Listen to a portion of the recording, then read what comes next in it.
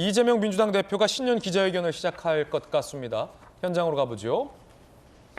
자, 지금 국회 사랑채에 이재명 대표가 도착을 했군요. 신년 기자회견을 오늘 이재명 대표가 합니다. 과연 어떤 내용을 얘기할 거고 기자들이 어떻게 날카롭게 질문하고 답변할지도 포인트일 것 같습니다. 자, 저희 김진애 돌직구쇼에서는 여러 국민들의 관심도가 집중된 수사 사안과 관련된 질문도 나올 것 같고 야당 대표의 신년 메시지도 나올 것이므로 생중계 지금부터 해드리겠습니다. 이재명 민주당 대표의 신년 기자회견 생중계 방송을 지금부터 저희들이 중계해 드리겠습니다. 더불어민주당 이재명 당대표 모두 진행되는 발언으로 이재명 대표 신년 기자회견 시작하겠습니다. 기자들의 질문 내용도 있을 겁니다. 들어보시죠.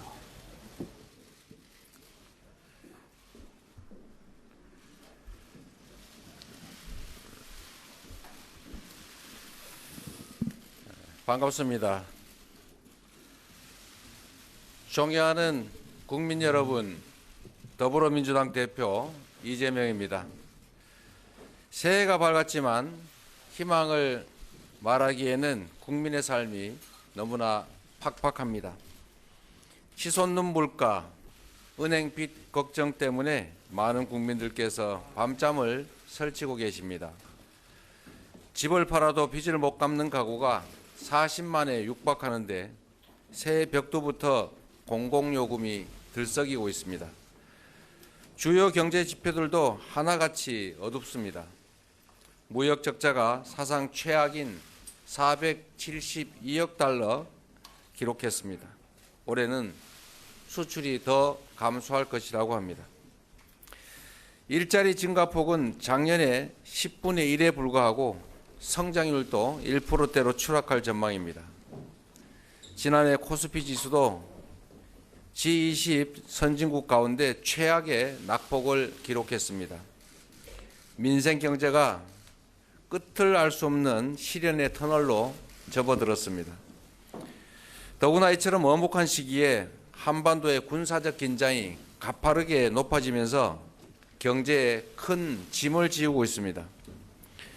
특히 안보 무능을 감추기 위한 대통령의 위험천만한 말폭탄으로 국민 불안과 시장 혼란이 증폭됐습니다.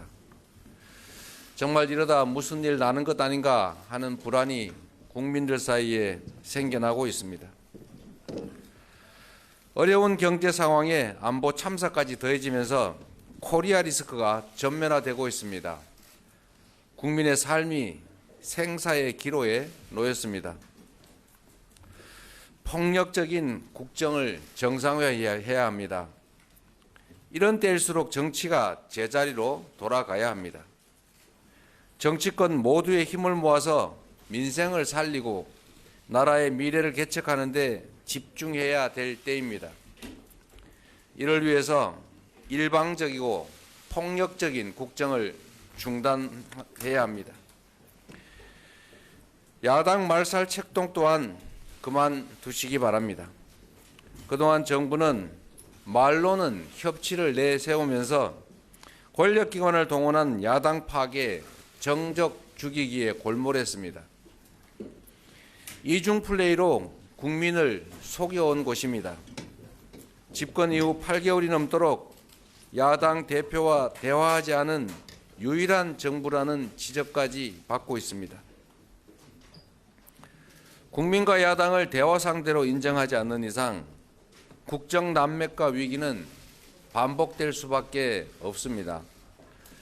정부가 추진하는 소위 3대 개혁도 검찰의 영장 집행처럼 우격다짐으로 밀어붙이다가는 성과도 없이 거센 반발만 살 우려가 있습니다.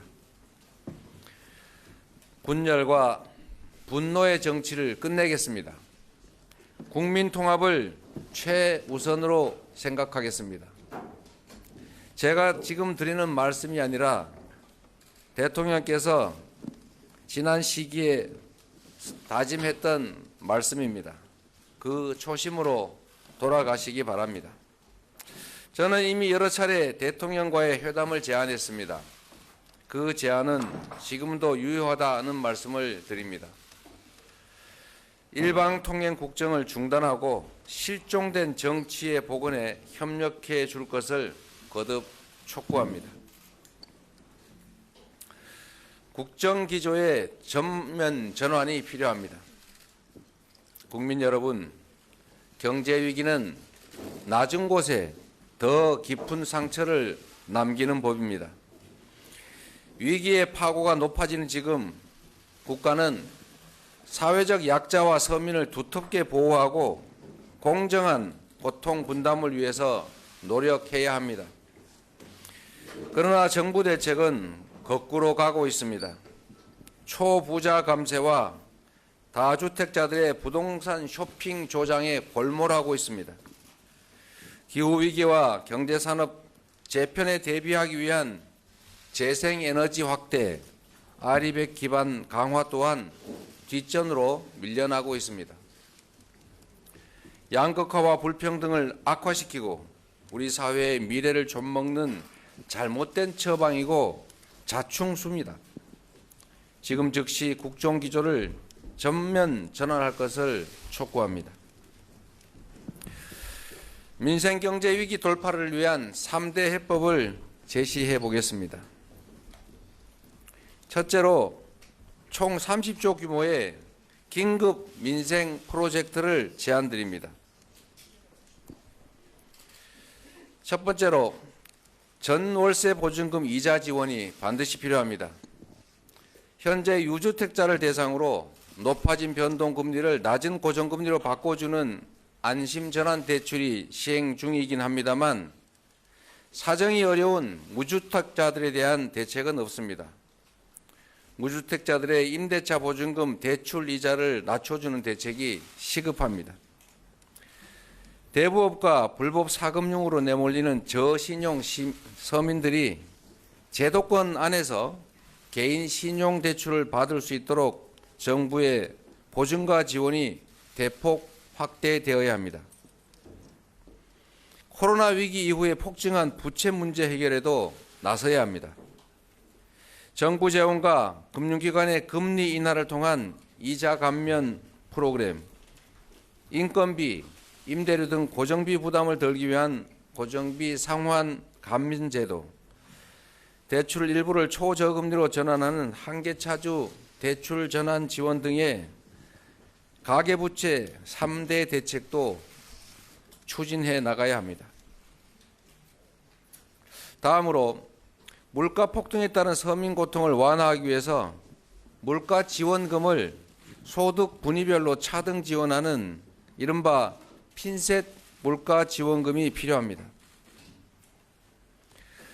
민생 물가 안정에 도움이 되는 지역화폐 예산의 증액과 항구화도 추진할 필요가 있습니다.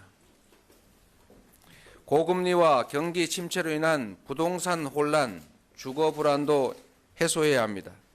이를 위해서 부실 위험 주택과 미분양 주택을 공공이 매입해서 임대로 전환하는 매입 임대를 대폭 확대하고 부동산 PF의 연쇄 부도를 막기 위해서 배드뱅크 설립도 서둘러야 합니다. 두 번째 제안입니다. 경제 라인을 포함해서 내각을 대폭 쇄신해야 합니다. 현재 당국은 상황인식과 위기 대처 능력에서 국민과 시장의 신뢰를 상실했습니다. 김진태 사태를 수수방관해서 자본시장을 붕괴 직전까지 몰아간 것만으로도 교체 사위는 이미 차고 넘칩니다. 진영과 관계없이 능력과 경륜이 검증된 경제팀을 구성해야 합니다. 참사 내각이란 지탄을 받고 있는 총리와 각 부처 인사들도 개편해야 될 것입니다. 세 번째, 경제위기 극복에 있어서 정부의 노력만으로는 부족합니다. 국회와 정부, 기업, 노동계 등이 참여하는 범국가 비상경제회의 구성을 제안드립니다. 민주당은 국회의 다수당으로서 경제위기 상황에 실시간으로 대응하기 위해서 당내에 경제안보센터를 설치하겠습니다. 2023년은 기본사회로의 대전환이 시작되는 원년으로 삼을 필요가 있습니다. 존경하는 국민 여러분, 지금 우리는 기후위기, 디지털혁명, 인구위기 같은 문명사적 대전환을 맞이하고 있습니다. 우리가 어떠한 선택을 하느냐에 따라서 국민의 삶과 국가의 미래가 좌우될 것입니다. 최소한의 삶을 보장하는 각자 도생의 시대를 넘어서서 국가가 구성원들의 기본적인 삶을 책임지는 기본사회를 준비해야 합니다. 민주당은 기본사회 2050 비전을 준비해서 우리 미래 청사진을 분명하게 제시하겠습니다. 이를 준비하기 위해 당내에 기본사회위원회를 설치하겠습니다. 기본소득의 완성을 위해서 단계적으로 나아가겠습니다. 우리는 이미 부분적으로 기본소득을 시행하고 있습니다. 만 8세까지 지급되는 월 10만 원의 아동수당, 현재 정부가 추진하는 월 100만 원의 부모급여 모두 소득, 자산에 관계없이 모두에게 지급되는 보편적인 아동에 대한 기본소득입니다. 이런 사업들을 서서히 확대해 나가면 언젠가는 전 국민 보편적 기본소득 실현도 가능해질 것입니다. 그 첫걸음으로 기초연금부터 노인 기본소득으로 전환하는 노력을 기울여야 합니다. 모두가 아시는 것처럼 기초연금은 박근혜 전 대통령 후보가 자산소득과 관계없이 모든 65세 이상 노인에게 공평하게 동등하게 지급하겠다고 했던 노인 기본소득이었습니다. 기초연금의 부부 감액을 폐지하고 현재 70%에게만 지급하는 것을 전체 어르신에게 지급하는 것으로 점차 확대하는 방안을 추진하겠습니다. 재생에너지 기반의 에너지연금도 단계적으로 확대해야 합니다. 농촌 중심의 지방 소멸을 막기 위한 농촌 기본소득도 시행할 필요가 있습니다. 기본 주거로 주거 불안 시대를 끝내야 합니다. 정부가 최근 다주택자들의 주택 매집과 투기를 부추기고 있습니다. 부동산 시장을 다시 도박판으로 만들고 경제 양극화, 자산 양극화를 확대할 악수 중에서도 악수입니다. 전체 가구의 85%를 차지하는 무주택자와 1주택자에게 정책의 초점을 맞춰야 합니다. 민주당은 무주택자들이 내 집 마련의 꿈을 실현하고 1주택자들은 큰 부담 없이 더 나은 주택으로 갈아타게 할 수 있도록 돕는 주거정책을 마련하겠습니다. 임대지원 강화 등을 통해서 주거 환경의 질도 획기적으로 개선해야 합니다. 취약계층뿐만 아니라 국민 누구나 내 집 마련을 할 때까지 저렴한 임대료로 고품질의 주택에서 장기간 거주할 수 있도록 해 나가겠습니다. 기본 주거 사회를 위해서는 일자리, 교육, 문화, 교통, 인프라가 생활권 단위로 균형 있게 발전해야 합니다. 자연과 호흡하고 이웃과 공동체를 이루면서 행복한 미래를 설계할 수 있는 기본 주거 사회를 차근차근 만들어 가겠습니다. 기본 금융으로 보편적인 금융 기본권을 보장하겠습니다. 수많은 금융 약자들이 살인적 고금리의 대부업체 그리고 불법 사채 시장으로 내몰리고 있습니다. 돈이 더 필요한 사람일수록 은행 이용이 더 어려운 이 모순을 계속 방치하면 금융의 불평등과 불공정은 더욱 심해지고 경제 활성화도 더 어렵게 됩니다. 우리 민주당은 금융 양극화 완화를 위한 마중물로 전 국민 기본 금융권 보장을 추진하겠습니다. 이 밖에도 여가, 교육, 의료, 교통, 통신과 같은 기본적 서비스를 단계적, 순차적으로 도입하면서 기본사회의 지평을 차근차근 열어나가겠습니다. 국민의 뜻을 받드는 개헌과 정치 개혁이 시급합니다.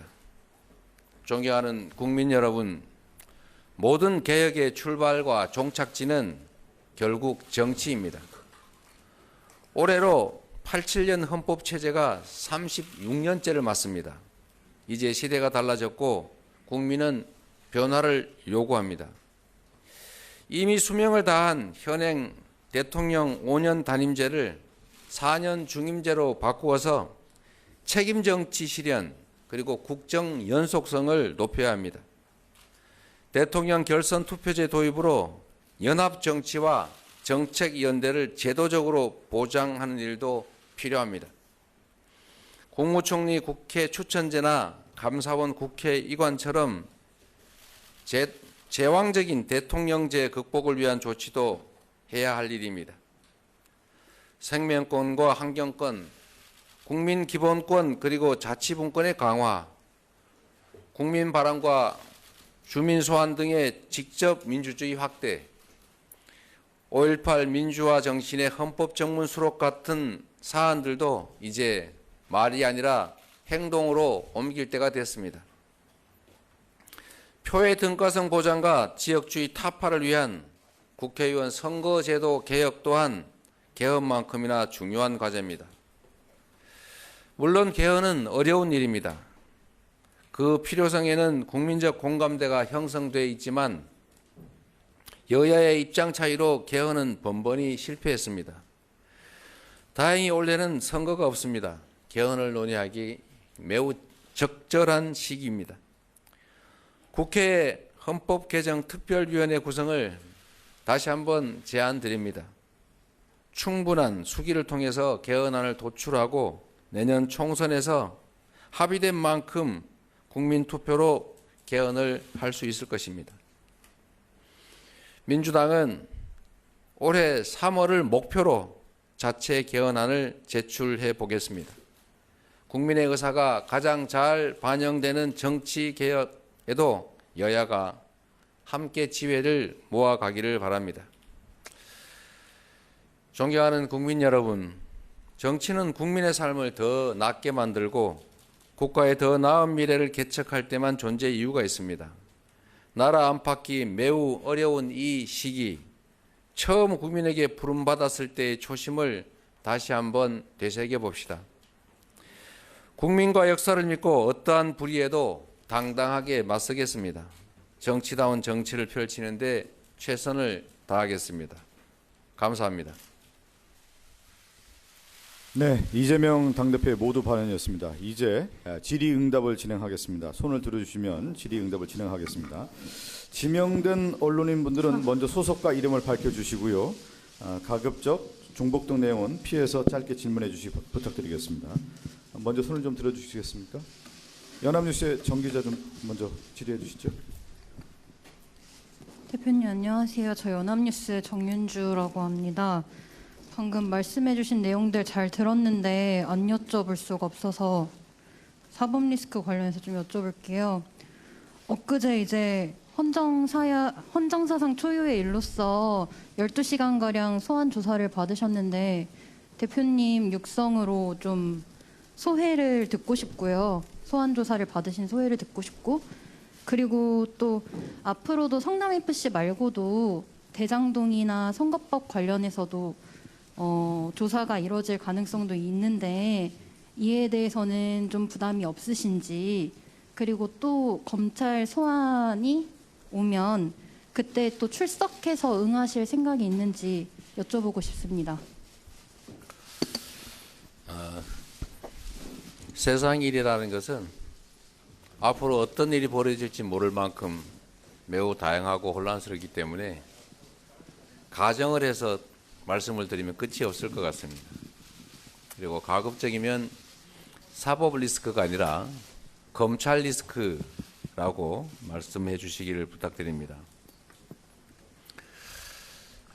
국민의 한 사람으로서 매우 부당한 처사이긴 하지만 검찰의 소환 요구에 당당하게 임했습니다. 잘못한 일이 없기 때문에 조사에 임했지만 검찰의 이러한 요구들은 매우 부당하고 옳지 않은 처사다라는 지적을 다시 한번 드립니다. 네, 다음 질의를 받겠습니다. 손을 들어주시기 바라겠습니다. 네, 중앙일보 유 기자. 네. 네, 대표님 중앙일보 위문희 기자입니다. 4년 중임제 개헌을 제안하시면서 그 선거제 개편은 간단하게 말씀을 하셨는데요. 선거구 그리고 비례대표제 개편과 관련해서 구체적인 방향성을 조금 밝혀주실 수 있으실까요? 그리고 윤석열 대통령이 제안한 그 중대 선거구제를 고리로 여당과 협상에 나설 의사가 있으신지도 궁금합니다. 선거구제 개편 문제는 국민적 관심도 매우 높고 또 여야 정치 세력들 간의 이해관계도 충돌하는 매우 민감한 사안입니다. 대한민국의 국회의원 선거제도가 표의 등가성을 제대로 보장하지 않고 있고 또 특히 지역주의라고 하는 이 대한민국의 가장 심각한 문제를 제대로 해소하지 못할 뿐만 아니라 오히려 고착화시키고 있는 한 원인이기도 한 것 같습니다. 표의 등가성을 확보하고 진정한 민의가 제대로 대변되는 선거제도를 만드는 일은 윤석열 대통령께서도 관심 있는 사안으로 보여지고 그 문제를 해결을 하기 위한 하나의 수단, 방법으로 중대선거구제를 제시하신 것 같습니다. 반드시 중대선거구만 하겠다는 취지는 아니실 것이고 그 제도를 통해서 표의 등가성을 회복하고 지역주의를 완화하자는 뜻으로 저는 이해하고 있습니다. 그런 점에 대해서 저는 전적으로 공감하고 있고 다만 중대선거구 제도만이 유일한 방안이냐에 대해서는 회의적이고 그 문제를 해결하는 데는 권역별 비례대표제와 같은 다른 방법들도 많이 있기 때문에 중대선거구제를 포함해서 가능한 모든 제도들을 여야가 국민의 눈높이에 맞춰서 심도 있게 토의하고 합리적 방안을 만들어가면 좋겠다라는 생각이 듭니다. 우리 당 안에서도 다양한 의견들이 표출되고 있기 때문에 당의 입장도 내부의 토론을 통해서 또 국민들의 뜻을 살펴가면서 만들어 가도록 하겠습니다.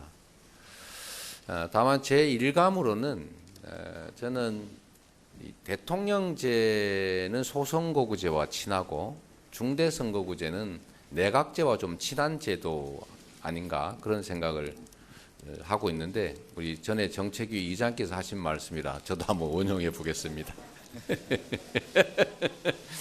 그렇게 말씀하셨죠? 네, 다음 질의 받겠습니다. 예, 이데일리 이수빈 기자.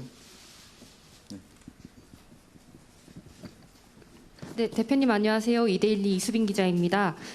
최근 당에서 김건희 여사 특검 TF를 띄웠는데 대표님께서 검찰 리스크 얘기 나올 때마다 당 지도부에서도 김건희 여사 공정하게 수사하라고 목소리를 높여왔습니다. 이에 대해서 대표님은 어떤 의견이신지 궁금합니다. 저는 그 두 사안을 연관 짓는 것은 부당하다고 생각합니다. 왜냐하면 저에 관한 검찰의 이 정치적 공격, 이 정치적 공격은 없는 사실을 지어내서 이미 경찰이 무혐의했던 수년간 수사해도 아무런 근거를 찾지 못해서 무혐의 종결했던 사건을 억지로 만들고 있는 것이라고 저는 판단합니다. 그런데 김건희 여사에 관한 부분은 여러분께서도 아시는 것처럼 명백한 증거들이 너무나 많이 지금 드러나고 있지 않습니까? 그 두 가지 사안은 연관시킬 사안이 전혀 아니라고 생각하고 있고 그렇기 때문에 여러분께서도 두 가지가 마치 연관이 있는 것처럼 만드는 것은 사실상 공평치 못한 판단이라는 생각을 해주시도록 당부드립니다. 관계없는 걸 관계 지으면 제가 좀 억울하지 않겠습니까? 네, 다음 질의 받겠습니다. 오늘 이쪽에는 손을 들고 이쪽에는 손을 안 들으셔서 이쪽에 권한을 한번 드리려고 했더니 여기 홍 기자. 예.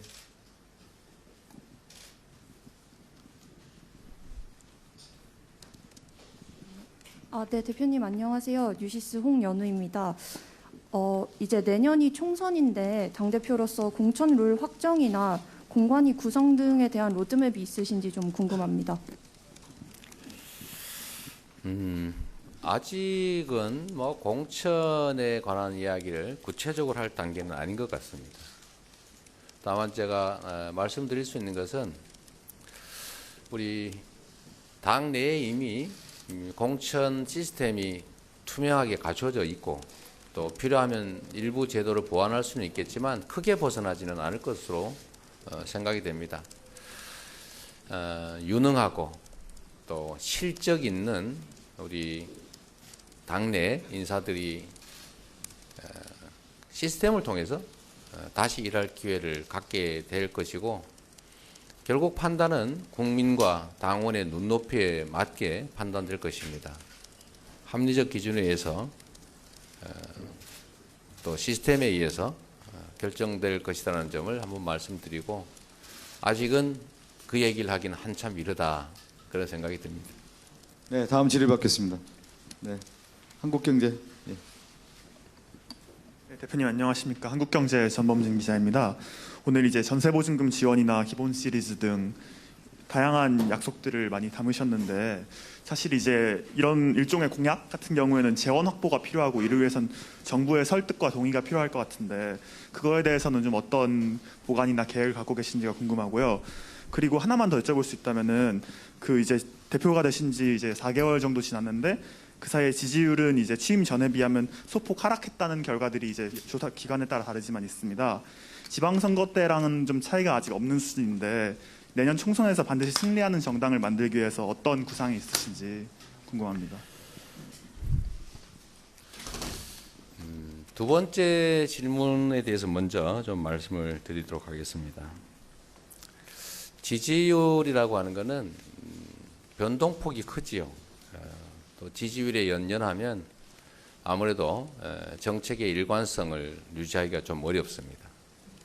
그리고 정치는 선거를 통해서 평가받는 것이고 선거 이전에는 정치 세력으로서 우리 국민들이 위임한 일들을 얼마나 잘 해내느냐에 집중해야 된다고 생각합니다.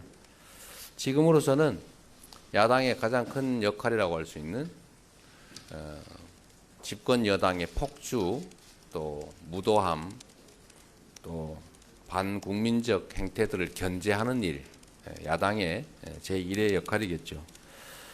두 번째로 또 대안 세력으로서 또 국정의 한 부분을 맡는 정치 집단으로서 할 수 있는 최대한 일을 해내고 또 성과로 우리 국민들의 기대에 충족해 나가도록 충족시키도록 하는 일, 그게 또 중요한 일이라고 생각이 듭니다. 그 성과로 우리 내년에 우리는 총선에서 국민들의 판단을 받게 될 것입니다. 여러 가지 정책들을 저희가 말씀을 드리지만 이재명 대표의 신년 기본적으로 기자회견 관련해서 저희가 생중계로 저는 보내드리고 정부 있습니다. 여당의